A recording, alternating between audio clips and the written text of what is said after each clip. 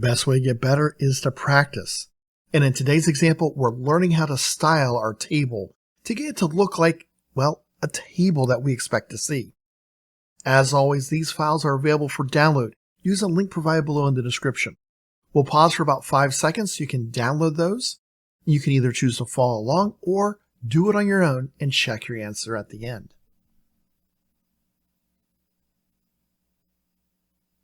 All right, so let's get started. I have an HTML comment and it says, you know what? Go to 09-03.css. So that's what we're going to do. Here's my file and I have a CSS comment with a series of to-dos that we need to create. Now I put these underneath the article just because my table's inside my article. I figured that's the best place for it. So first thing I need to do is create a selector for the caption of the table. A caption is a tag that can go inside my table tag, and so I want to style it just a little bit. So I'm going to create my selector table, and then caption.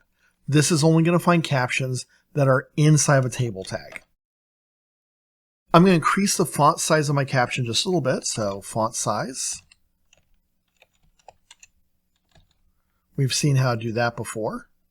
The next thing I want to do is create a selector, but only for my odd rows. So this is going to be a little bit different. So what I'm going to do is I'm going to create a tbody tr. So this is only finding table rows inside of my tbody. I'm then going to use a special pseudo selector. We've seen these before with things like hover, and we start with colon. Then you can see I have a couple options. We're going to say nth child.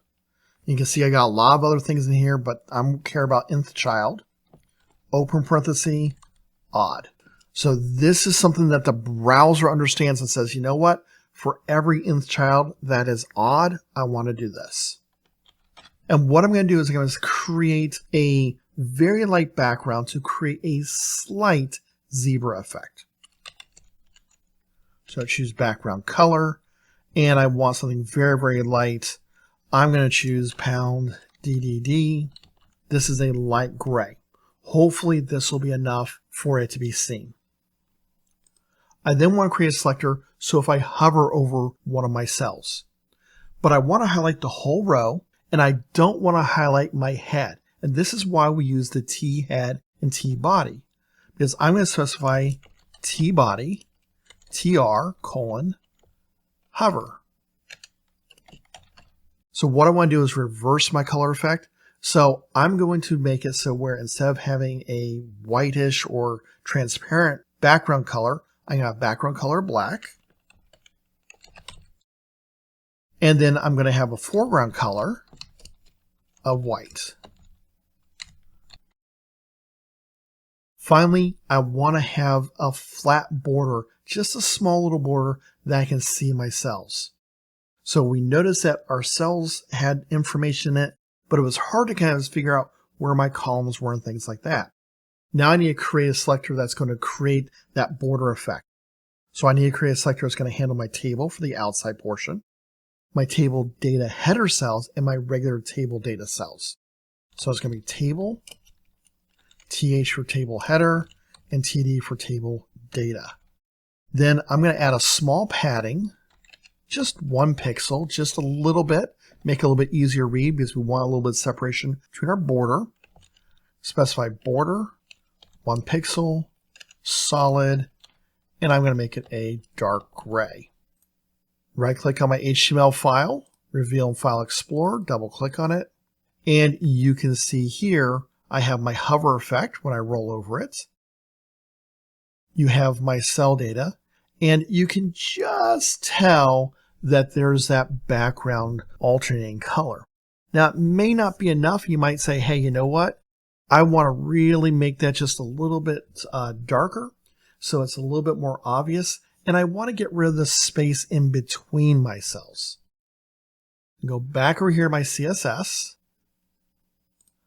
Now, if I want to get rid of that margin, and come over here and do border-collapse, and I'm going to specify collapse. That's going to get rid of the space in between my borders.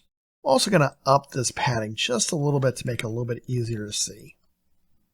Come back to my file, File Explorer, load it, and now you can see I got a little bit more space here. That's helpful. Go back to when we reload this page. All right, so now you can see the border collapse, got rid of the space between the borders, so it's a little bit easier to read, not as many lines just everywhere. We have a good alternating color, so it's easier to see that way. And we've got a little bit of space, which makes it easier to read as well. There's a lot of other things I can do with my CSS. Everything from adjusting paddings and margins to sizing my table. You start to see this with your other CSS videos. You can go back and look at some of those. The next thing we're going to do is we're going to look at creating forms inside of HTML. So use the link that's on the screen now to see how to do that.